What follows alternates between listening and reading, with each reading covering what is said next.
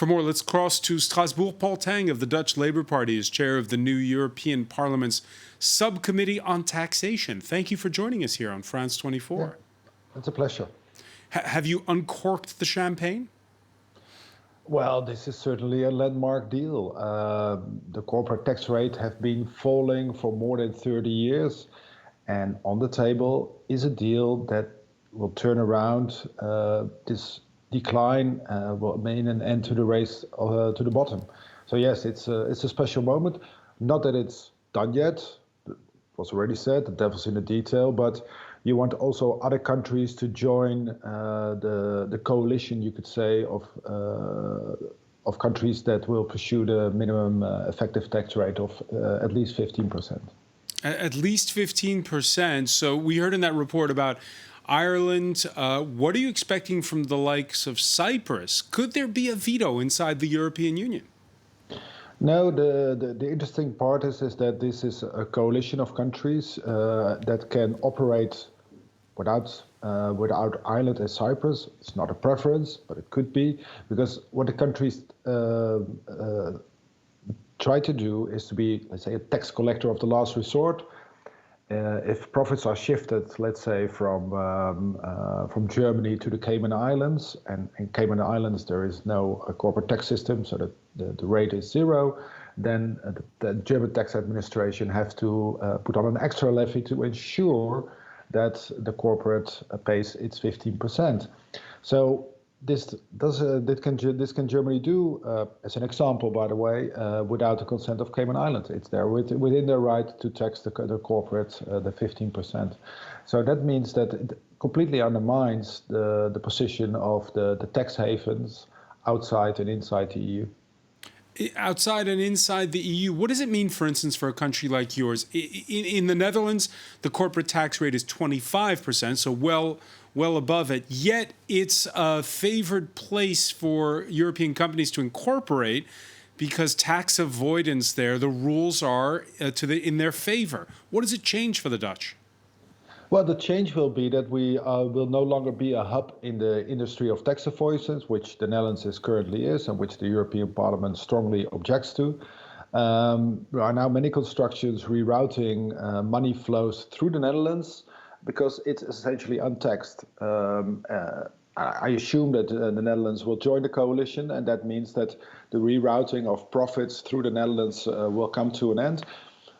Does it have large impact? No, because it will mean less work for some highly specialized fiscal advisors, but generally there's no link between the profits that are rerouted through the Netherlands and any real economic activity like real investment in machinery or distribution center, or let alone to jobs.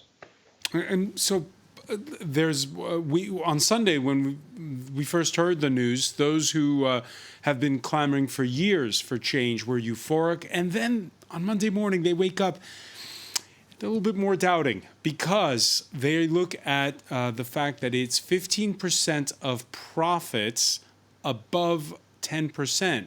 And they found out that, well, if you're Facebook, based on 2019, yes, you're going to pay this corporate tax. But if you're Amazon, which reinvests, you won't. So how do you close loopholes here?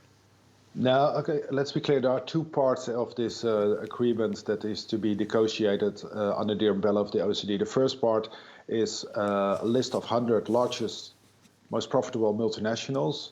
And for them, it's for the return over and above the 10% you just mentioned. The second part is to do with an effective minimum tax rate of 15%, and that applies in any case. So, yeah, there can be loopholes, but that means that we will be, like we said before, there must be a technical agreement to clearly define what profit is. As long as that's clearly defined, there's no chance to avoid taxes at that point. Why are the stars aligning now? Well, for two reasons. I think public awareness has grown that this is totally unfair. People from the left to the right think that everyone should pay taxes, also the large corporates. But adding to this demand for fairness is also the need for financing. Joe Biden shows the way in that sense. He wants to invest in The recovery wants to invest in infrastructure, and for that, the Joe Biden administrations need the money. Therefore, and they want to fight tax avoidance harder. But the same is true in Europe, of course. We also want to invest in the recovery and in sustainability. We need the public investment. Therefore, we need to raise taxes. And what is a better place to raise taxes for those that don't pay their fair share right now? The introduction of moves to have in Europe this Digital Services Act, Digital Markets Act, is that a factor here? I'm not sure. It's just what the good thing about the deal last weekend is that the US and the EU have found a form of cooperation. We need to also, when it comes to the digital market, we need to restructure the market such that we reduce market and monopoly power. And I very much hope it's not a collision between the two, America and Europe, but that we can find common ground. And I also think in this area, I think there's common ground. I think on both sides of the Atlantic, there are concerns about the monopoly power of the few big tech companies. I just want to come back a second to these countries that are kind of in a gray area, particularly Cyprus, where you've had the fact they sell passports to people. It's been pointed out as a place that does act as a tax haven. If there are these global rules, how could it be in Cyprus's interest to play along? Well, if it is not in Cyprus' interest, it will be imposed upon Cyprus. But if other countries start to levy taxes, there's not much Cyprus can do against that. Cyprus is not just about corporate tax, personal wealth taxation. Of course, the agreement on last weekend doesn't concern personal wealth, let alone tax avoidance. For personal wealth taxes. So that's not at the table at this point. So the Russian money, for example, may still want to hide in Cyprus. But for the corporates and their profits, there comes an end to the profit shifting and the tax avoidance. One final question for you, Paul Tang. The irony of the fact that this G7 taking place in England, when we know that the UK has so many of these offshore tax havens. Your thoughts on where it leaves the UK going forward? Well, I think also, like I said, in Europe, there's also the need to raise the money for public investments. England is also thinking about a hike in corporate tax rates.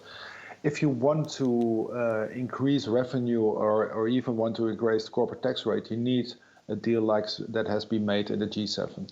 And to be clear, right, it's not the end. This is the first step. It's an historical step, in my belief, but there will be next steps taken. Early July, there will be a G20 summit, and the coalition of countries that will be pursuing a minimum tax rate will need to expand, because the more countries join, the more effective there is, and there is no place for the tax havens to hide.